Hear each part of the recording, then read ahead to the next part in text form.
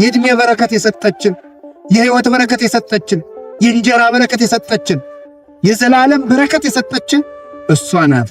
እግዚአብሔር ፍቅሩን ሲገልጥ ሰው ተመልከቱ፣ እወዳችኋለሁ ብሎ ቃሉን የገለጠባት የነጻነታችን ደብዳቤ ማርያም ሆነች ማለት ነው። ዕውቀትም አይኖራችሁ፣ ጤናም አይኖራችሁ፣ ሀብትም አይኖራችሁ፣ ማርያም ስላለችችሁ ብቻ ደስ ሊላችሁ ይገባል። አምላክ እናቴ ያላትን እኔ እናቴ ላለላት ነው እንዴ? ፈጣሪ እናቴ ካላት እኔማ ሎሌሽ ነኝ ብላት። እንደ እግዚአብሔር ቅዱስ ፈቃድ የምንማማርበት የትምህርታችን ኃይለ ቃል እናታችን ማርያም ሆይ በሚል ርዕስ እንማማራለን። እስኪ በሉ ሁላችሁም እንደገና በሉ። እንደገና በዚህ ርዕስ እንማማራለን። የእግዚአብሔር ቸርነት የእሷ በረከተ ልመናዋ በልቡናችን ላይ ይደርብን። እናታችን ማርያም ሆይ የሚለውን የምታገኙት ከዘወትር ጸሎት ነው። የዘወትር ጸሎት አታውቁም? እናታችን ማርያም ሆይ ብላችሁ በሉ እስቲ። ሰላም ላንቺ ይሁን እያልን እንሰግድልሻለን። እሺ እንማልድሻለን። እሺ ከአዳኝ አውሬ ታድኝን ዘንድ ተማጽነንብሻል። ስለ እናትሽ ስለ አባትሽ ድንግል እመቤታችን ማህበራችን ትባርክልን። ስለዚህ እናታችን ማርያም ሆይ አሁን በዚህ ትምህርት ስንማማር ከዚህ ትምህርት ፍጻሜ እንዲኖራችሁ የምፈልገው ነገር እመቤታችን ምናችሁ ናት ብትባሉ እናቴ እንድትሉ ነው። ሁላችሁ እስኪ እናቴ በሉ። እመቤታችን ምናችን ናት? አሁን የእሷን እናትነት ይዘን እንሄዳለን። የእናትነቷ በረከት ይደርብን። ማርያም የሚለው ቃል ሲነሳ ከእሷ ላይ ሲደርስ ማለት ነው። ብዙ ማርያሞች አሉ። ወደ 8 የሚሆኑ ማርያም ተብሎ የተጠሩ አሉ። የእሷን ማርያም የሚለውን ስም ስናነሳ የዓለም መፈጠር ጭምር ነው ትዝ የሚለን።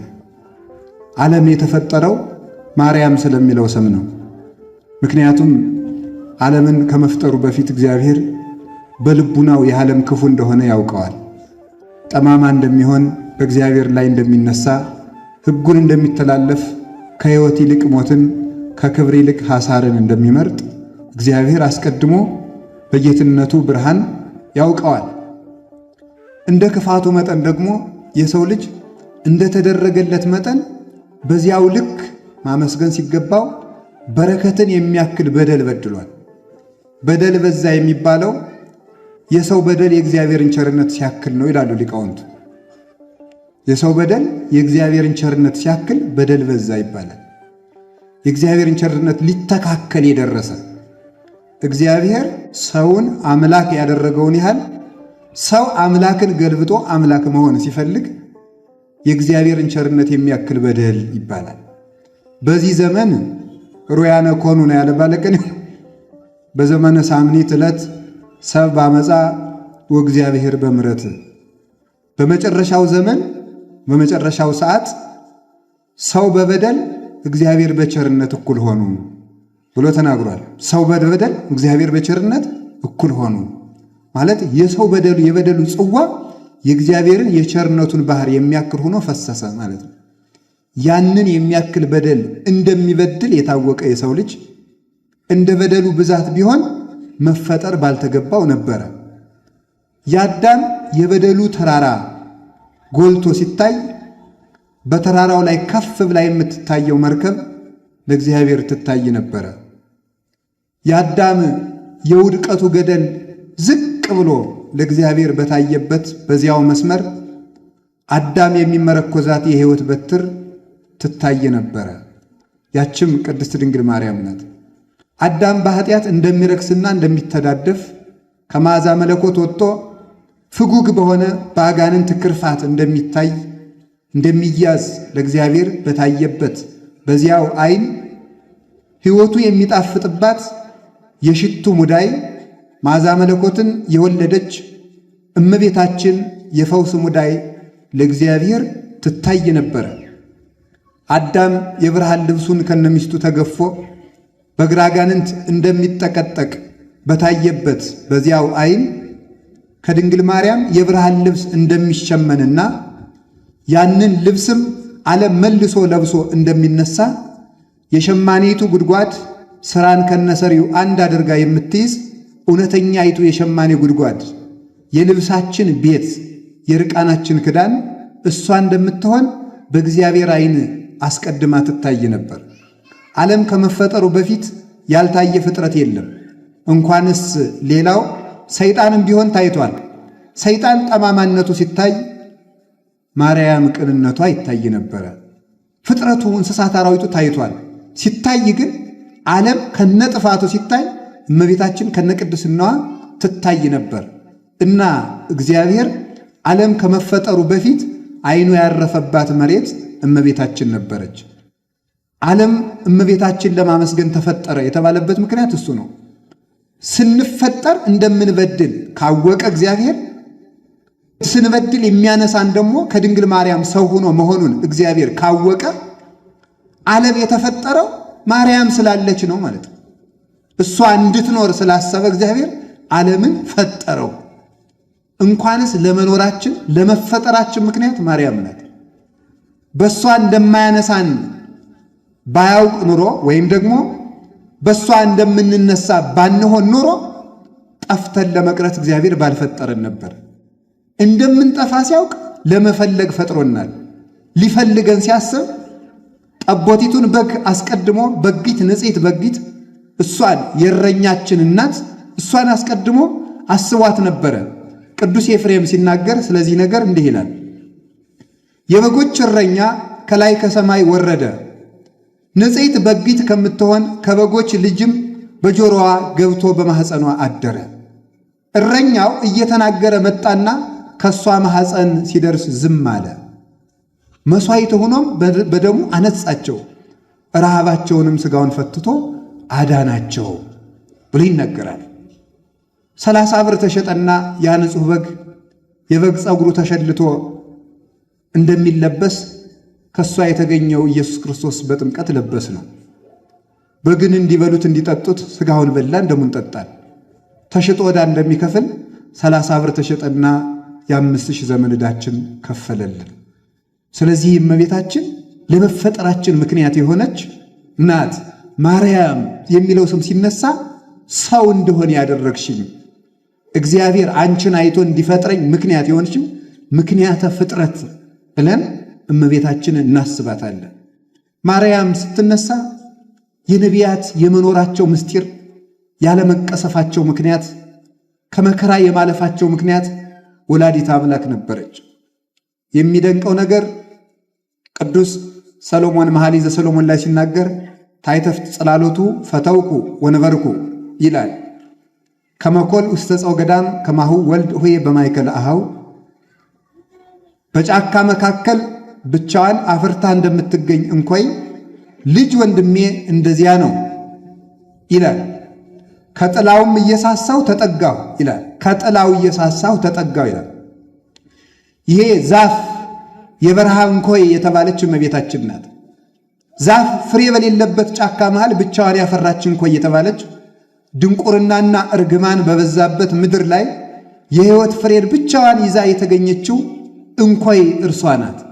ከጥላዋ ተጠጋው የተባለ ጥላ አካል ከቆመበት አልፎ ሌሎችን እንደሚያስጠጋ እመቤታችን ሰው ሁና በአካል ከተገለጠችበት ዘመን አካሏ ቀውም ሆኖ ከተገኘበት ከዘመነ ሐዲስ ቀድማ የብሉይ ኪዳንን ሰዎች በቃል ኪዳኗ በረከትና ጥላ አስቀድማ ከመከራ ተጠብቃቸው ነበረ። ያ ጽላሎት ይባላል። ኖህ ከጥፋቱ ውሃ የዳነባት መርከብ የድንግል ማርያም ጥላ ነበረች። አብርሃም እግዚአብሔርን ያየባት ዛፍ የድንግል ማርያም ጥላዋ ነበረች። ሙሴ ባህር የከፈለባት በትር የድንግል ማርያም የረዴቷ ጥላ ነበረ። ያች ጥላ ናት። በብሉይ ኪዳን የተገኙ በረከቶች ህብስት የወረደበት ደመና የእመቤታችን ጥላ ነው። እስራኤልን ይመራ የነበረው ደመና የእመቤታችን ጥላ ነው። ውሃ ከጭንጫ የፈለቀባት አለት የእሷ ጥላ ነበረች።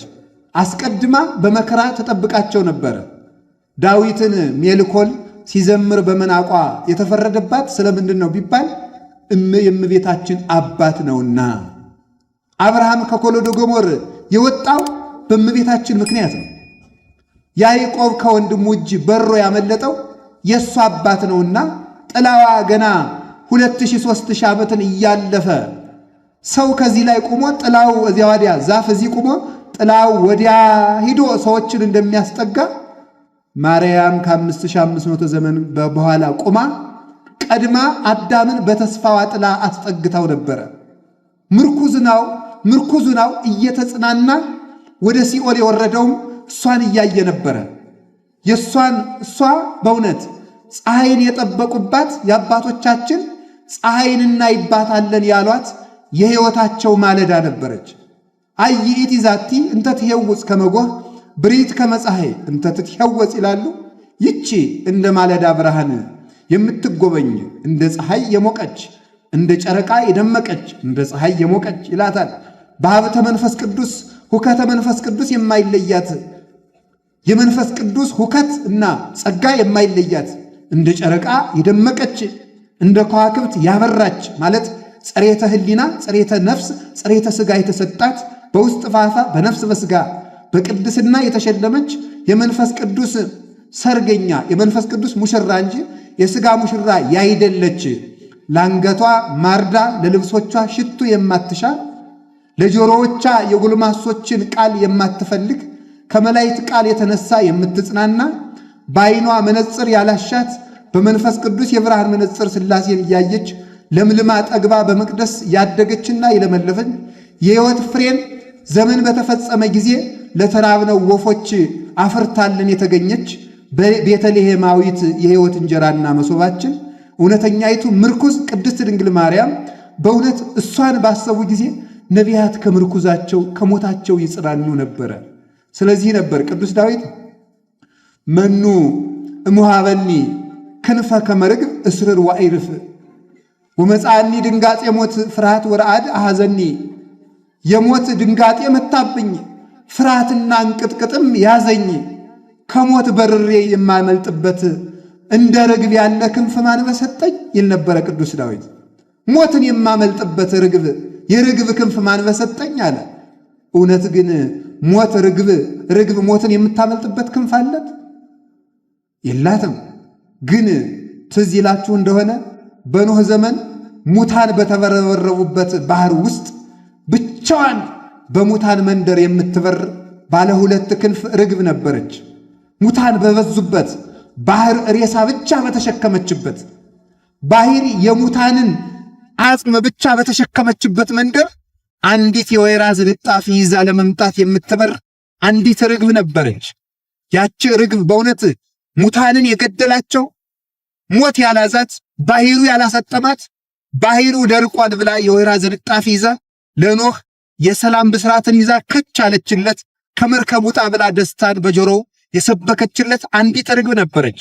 ያቺ ዓለም በሞት ባህር ውስጥ በሰጠመበት የመርገም ጥላ እስከ ነፍስና ሥጋውን ባሰጠመበት ሰው በክደት ጨለማ በሞት ጥላ በነበረበት በግራጋንንት በተጠቀጠቀበት ዘመን መርገም ያላረፈባት የተባረከች ምድር አክናፈ ድንግልናዋ ያልተሰበረባት በንጽሐ ሥጋና በንጽሐ ነፍስ ክንፍ እየበረረች ዘንዶውን ያመለጠችው ፀሐይን የለበሰችው ሙሽራ ከዋክብት ከራሷ ላይ ያሉላት ጨረቃን የተጫማችው ንግሥት እናታችን ቅድስት ድንግል ማርያም ነበረች።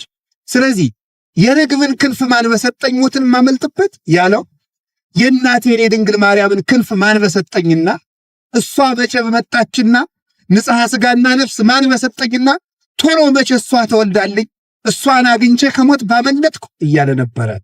ርግብ እባቡን የምታመልጠው በክንፎቿ ነው። እኛም ሞትን ያመለጥነው በድንግል ማርያም ክንፍ ነው። እሷን የፈጠረልን እግዚአብሔር የተመሰገነ ይሁን። ስለዚህ ነቢያት ምርኩዛቸው ነበረች። ማናት ያቺ እንደ ማለዳ ብርሃን የምትጎበኝ? ማለዳን የማይነፈቀው ሰው የለው። የራበው ሰው ሲነጋ የምጠግብ ይመስለዋል። የታመመ ሰው ሲነጋ የምድን ይመስለዋል። የታሰረ ሰው ሲነጋ የምፈታ ይመስለዋል።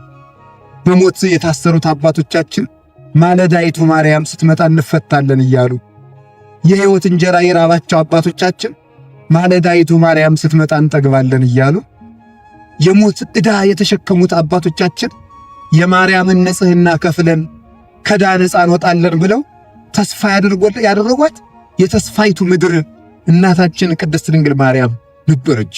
የአባቶቻችን የዓይናቸው ማረፊያ፣ ፍጥረታት ዓይናቸውን ያሳረፉባት ሰማይ። እግዚአብሔር ወደ ታች ሲመለከት ያያትና ዓይኑን ያሳረፈባት ሰማይ፣ ፍጥረታት ወደ እግዚአብሔር ሲመለከቱ ዓይናቸውን የሚያሳርፉባት ንጽሕት ሰማይ፣ ፀሐይ ክርስቶስ የተመላለሱባት፣ ከዋክብት ሐዋርያት የተመላለሱባት፣ ጨረቃይቱ ድንግል ማርያም ብርሃንን ከሷ የተቀበለችባት እውነተኛይቱ ሰማይ እናታችን ቅድስት ድንግል ማርያም ናት። ስለዚህ እንዲህ እያልን መጣን። እሷ በቃ ስትታሰበን የሚታሰበን ሃይማኖት ነው፣ የሚታሰበን ሥላሴ ነው፣ የሚታሰበን ሕይወት ነው። እና እመቤታችን ምናችን ናት ከተባል እናታችን ናት። የምን እናታችን ብቻ እንደሆነች ልንገራችሁ። እናታችን ቅድስት ድንግል ማርያም የበረከት እናታችን ናት። በረከት የሚለው ትዝ ሲላችሁ እንጀራ በበረከት ትዝ እንዳይላችሁ። ሰው መጀመሪያ ሲፈጠር የተሰጠው ሀብት በረከት ነው። የሰው የመጨረሻ ማንነቱ ቡሩክነት ነው። ሰው መጨረሻ ሲከፋ ወይም ደግሞ ሰው ጸጋን ሲያጣ ቡሩክነትን ሲያጣ መጨረሻ የሚሆነው እርጉም ነው። ስለዚህ ስንበድል ምንድነው የምንሆነው? እርጉም ነው የምንሆነው። ስለዚህ ምን ሆነ? በደል፣ ጠፋን። አስቀድሞ እግዚአብሔር ቡሩክ ነው። ካህኑ ቅዳሴ ሲገባ ሰምታችሁታል። ምን ነው የሚለው? ቡሩክ እግዚአብሔር አብ ኀዜ ኩሉ ዓለም አምላክነ ወቡሩክ ወልዱ ኃይል ኢየሱስ ክርስቶስ መድኃኒነ ወቡሩክ መንፈስ ቅዱስ ጰራቅሊጦስ መጽንዮ መንጽሔ ኩልነ ይላል። ቡሩክ የሚለው እግዚአብሔር ስም ነው። ቡሩክ ማለት እውነተኛ ማንነት፣ የመጨረሻ ፍጹም፣ የመጨረሻ ንጹሕ ማለት ነው። የመጨረሻ ቅዱስ፣ ይህ ቀረ የማይባል ማንነት ማለት ነው። ቡሩክ ማለት መጨረሻ ላይ ተነስተን ምን እንደሆነ ታውቃላችሁ? መጨረሻ ላይ ከሞት ተለይተን ስንነሳና ምግባር ተንሰት ስንሸለም እግዚአብሔር ምን ብሎ እንደሚጠራን ታውቃላችሁ? ወይም ገብረ ማርያም ወይም ወለተ ማርያም ወይም ገብረ ሥላሴ ወይም ወለተ ሥላሴ ብሎ አይደለም የሚጠራን፣ የአባቴ ቡሩካን ብሎ ነው የሚጠራን። የመጨረሻው ማንነት የሰው ሽልማቱ ቡሩክነት ነው። መርገም አልባ ነው። እግዚአብሔርን የምንመስልበት መልክ ማለት ነው ቡሩክነት ማለት። ያ ቡሩክነት ነው ርግማንን የሚያጠፋው፣ ፍጥረታትን የሚያስገዛን የእግዚአብሔር ቡሩክነት ነው። የሰው የመጨረሻ መልኩ ቡሩክነት ነው። ያን ስንበድል ስለዚህ ምን አለ? ቡሩክ እግዚአብሔርን መምሰል ትታችሁ ርጉም ሰይጣንን መምሰል ካባላችሁ አለና ምን አለ? ርግምተ ትኩን ምድር በእንቲአከ ኦ አዳም ምድር በአንተ ምክንያት የተረገመች ትሁንብህ፣ ሶርከ ወአሜከላ ለይብቁልከ እሾህ ይብቀልብህ አለ። ያን ጊዜ ፍጥረት ምን ሆነ? የተረገመ ሆነ። ከሔዋን የተነሳ ርግማን ሆነ። ልብ በሉማ፣ የሁላችን እናት አንዲት ነበረች፣ ያችውም ሔዋን ናት። ከሷ ከመጀመሪያይቱ እናታችን የተነሳ የተረገምን ሆነ። በርግማናችን የተነሳ ደግሞ በእኛ መረገም ምድር ተረገመች፣ እሾህ አሜከላ አበቀለች። ምን ነው እግዚአብሔር በሰባተኛው ቀን ፍጥረትን ፈጥሮ ጨርሶ የለምን? ስለምንድን ነው እሾህ አበቀለ የተባለ? ፈጥሮ ከጨረሰ በኋላ ስንበድል ደግሞ እሾህ ይፈጥራል እንዴ ቢሉ አይደለም። ሰው ደና ሰውነት ነበረው። ደና ሰውነት የነበረው ሰው ሲታመም ቁስል ቢያወጣ እግዚአብሔር ቁስልን ፈጠረበት አይባልም። ከሰውነቱ መጎሳቆል የተነሳ ቁስል አወጣ እንጂ። ዛሬ በዛፎች ላይ ያለው እሾህ ከኛ መረገም የተነሳ እጽዋት የቆሰሉት ቁስል ነው። የሰው በደል ዛፎችን ጨምሮ ያቆስላል። ተራራውን ገደሉን ሁሉ ያቆስላል። ዛሬ መሬትም እኮ የቆሰለችው በሷ እኮ ነው። በሙሉ መሬት አልስማማን ያለችው፣ የትም ብንሄድ አልመቸን ያለችው እሷ ነው። ሰው ሲረገም ምድር ይረገማል። አገር የሚባረከው በሰው ነው። ሰው ሲባረክ ደግሞ አገር ይባረካል። በሌላ ለሰው ይሁንልኝ ወጥተ ወርደት ብላ ተባለ። ግን መሬት የተባለ የሰው ሕሊና ነው። ይገርማችኋል። መሬት የተረገመ ይሁን የተባለ ሕሊና ይረገም። እሾህ ይብቀልብህ የተባለ በሽታና ኃጢአት ነው። በሽታ ይብቀልብህ። ዛሬ የሁላችሁ በሽታን ያበቀልነው በኃጢአታችን ምክንያት ነው። አሁን በየዘመኑ የበሽታ አይነት ሲበዛ የሰው ርጉምነት ጨምሯል ማለት ነው። እርጉም ከሆን ነው እሾህ እያበቀልን ምን ሄደው። ከቤታችን እሾህ ይበቅላል፣ ከልባችን እሾህ ይበቅላል፣ ከቤተሰብ እሾህ ይበቅላል። እሾህ የሆኑ ልጆች እየተወለዱ ነው። እሾህ የሆኑ ካህናት እየመጡ ነው። እሾህ መነኮሳትም እየመጣን ነው። እሾህ ባለትዳሮችም መጥታችኋል። እሾህ የሆነ ክርስቲያን መጥቷል። እሾህ ጨርሶ ሊቀርቡት እሾህ የሆነ ቢቀርቡት የሚወጋ የሚያደማ ንግግሩ እሾህ፣ ሀብቱ እሾህ፣ ስልጣኑ እሾህ፣ ዕውቀቱ እሾህ፣ ሁለንተናው እሾህ የሆነ ቤት ሲሰራ እሾህ ሌላውን ነቅሎ ሲኖር እሾህ የሆነ ሰው አለ። አያችሁ፣ አንዳንዱ ዛፍ ሊዋጋ ይበቅላል። አንዳንዱ ዛፍ ደግሞ አፍርቶ ሊያበላ ይበቅላል። አዳምና ሔዋን በቀሉና እሾህ በቀሉ። ቅዱስ ያሬድ ደግሞ ሲናገር ድንግል ማርያምን እንተሰረጸት ለሕይወት አለ። ሔዋን በቅላ እሾህ አበቀለችብን። ስለዚህ ያ እርግማን ነበር። እሾህ አይደል ያልኳችሁ? እሱ እየወጋ ነበር እኮ ሲኦል ውስጥ የሚጥለን። እሱ እየወጋ ነበር መቃብር ውስጥ የሚጥለን። ጽድቅ ሰርተን ጽድቃችን ወግቶ የመርገም ጨርቅ የሚያደርግብን ያሾህ ነበረ። ከዚያ የተነሳ ሕይወታችንም ተረገመ፣ ሞታችንም ተረገመ። ከሞት በኋላ ያለውም ሕይወታችን በሙሉ የተረገምን ሆነ። 5000 ዘመን ተጭኖን የነበር ነው የመቃብር ድንጋይ ስሙ መርገም ይባላል።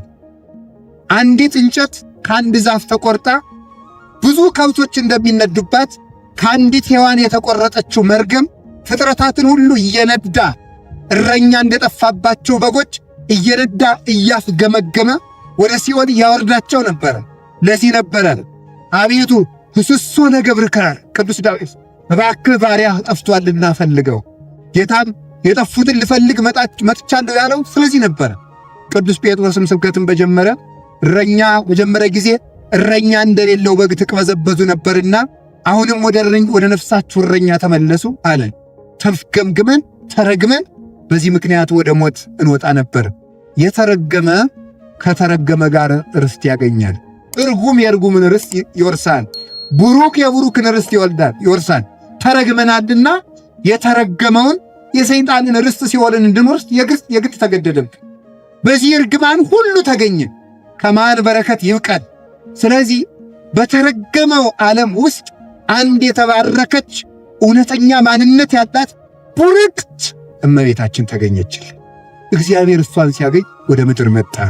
ስለዚህ እግዚአብሔር ተመልከቱ።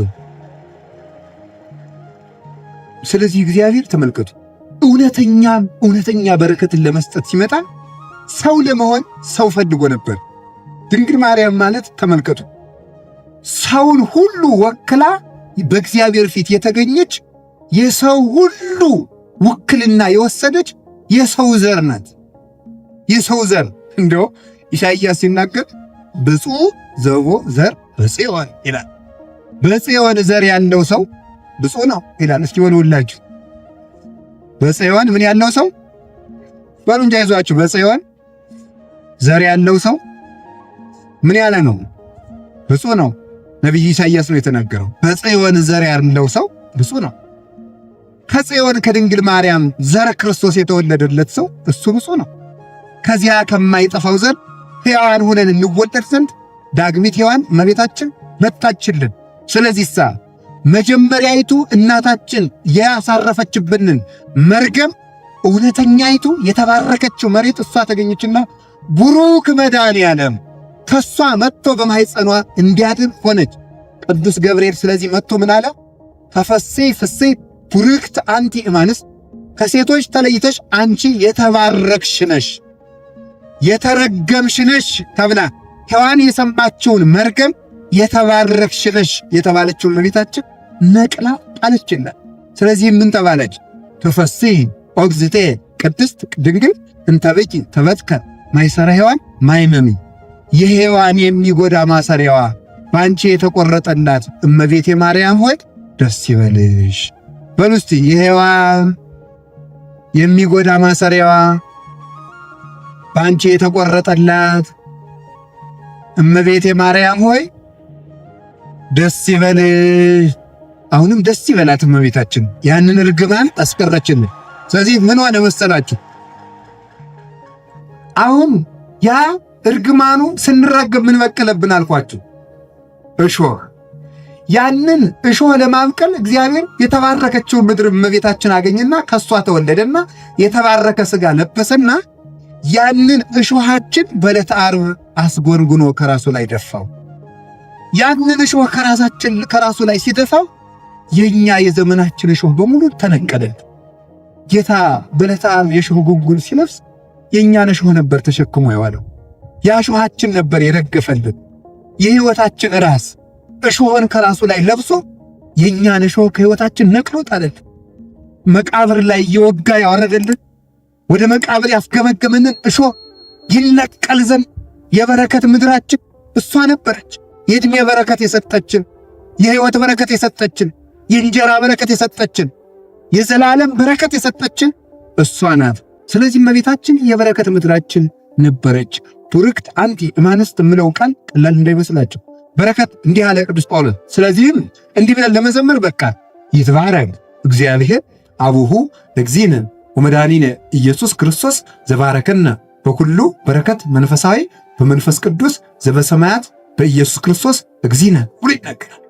በጌታችን በኢየሱስ ክርስቶስ በሰማያዊ በረከት በመንፈስ ቅዱስ በመንፈሳዊት በረከት የባረከን የጌታችን የመድኃኒታችን የኢየሱስ ክርስቶስ አባቱ እግዚአብሔር ይመስገን ይላል ቅዱስ ጳውሎስ ኤፌሶን ምዕራፍ 1 ቁጥር 3 ላይ።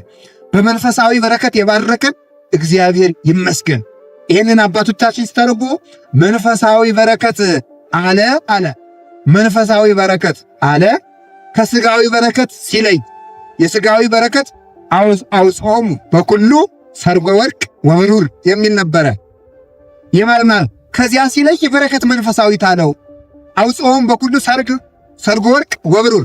እስራኤል ከግብፅ ባርነት ሲወጡ ምን አድርገው እንደወጡ ታውቃላችሁ? ወርቅ ሰርቀው ነው የወጡት። ወርቅ ሰርቀው እግዚአብሔር ምን አደረገ? በሙሴ አማካይነት ከግብፃውያን ዕቃ ተዋሱ አላቸው። ወርቅና ብር አበድሩኝ አሉና ተዋሱ። በሉ ይሄንን ያዙና ውጡ አላቸው። እግዚአብሔር እስራኤልን ከግብፅ ሲያወጣቸው ሁለት ነገር አድርገላቸው። አንደኛ ባርነትን ሰረዘላቸው። ሁለተኛ ደግሞ ምን አደረገላቸው? ባርነት መሰረዙ ብቻ ሳይሆን ድሆች ነበሩ፣ ከብረው እንዲወጡ አደረጋቸው። ሦስተኛ ስደትን ማዳኑ ብቻ ሳይሆን ሰው ከስደት ወጥቶ ርስት ሳይገባ ቢሞት ጥቅም የለውም። ስደትን ብቻ ሳይሆን ያስቀረላቸው ርስትም ሰጣቸው። ሦስት ነበሩ ጥቅማቸው። ባርነት ቀረላቸው፣ አንድ ድህነታቸውን ወርቅ ይዘው በመውጣት ቀረላቸው፣ ሁለት ሦስተኛ ስደቱ ርስት በመውረስ ቀረላቸው። ይሄ ነበረ በረከት መንፈሳዊት፣ በረከት ሥጋዊ የተባለ። ከዚያ በኋላ ተመልከቱ፣ አስተውሉ። ምንድን ነው እግዚአብሔር ስረቁ ይላል እንዴ? አይደለም። ያላመኑትን ሰዎች ገንዘብ እግዚአብሔር ዝረፉ ብሎ አያውቅም። ታዲያ ምን ማለቱ ነበረ? የግብፃውያንን ገንዘብ ዘርፋችሁ ውጡ አላቸው። ይህ ማለት ለምን ይመስላችኋል? ያን ያህል ዘመን 215 ዓመት በባርነት ቀጥቅጠው ሲገዟቸው አንድ ቀን ደመወዛቸውን ከፍለው አያውቁም።